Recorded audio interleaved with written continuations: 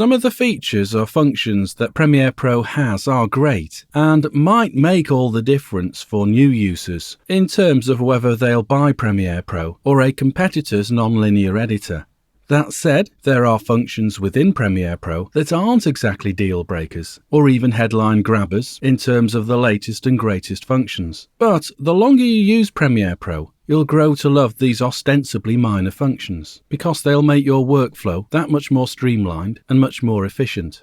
One such function is the ability to have Premiere Pro detect duplicated content used on the timeline. I reckon 99% of the time you won't want to use the same clip or part of clip more than once in a sequence. There are exceptions, of course. For example, if you are creating a music video, you might want to repeat the same section over and over again during a chorus, perhaps. On the whole, though, I think I would be right in guessing you'll want to avoid using duplicated clips. And from this, I'm sure you'd like a visual warning if you did inadvertently duplicate. Having a visual indicator is preferable, of course, to simply being barred from bringing in duplicated content for those reasons or examples I've just mentioned. So let's have a look at how this works. How does Premiere Pro inform us or warn us that we've used duplicated content on the timeline within the same sequence? Well, it's easy enough. See this wrench button here? This is the Time Display Settings button. Select it and then roll to here, where it offers to show duplicate frame markers. Once you do activate that, well, initially, you'd be forgiven for thinking it hasn't worked.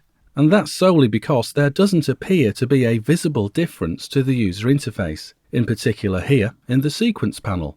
Well, that's because we haven't actually integrated any duplicate content as of yet. We'll only see a visual indication of duplicated content if there actually is some duplicated content. So let's rectify that. First of all, I'll remove this clip here to make room for the same clip I'm going to bring in, that one labelled Zoom 0070. I'll use this clip because it's already in use, and I'll place it again on the timeline directly after that first instance and in that space we've just created.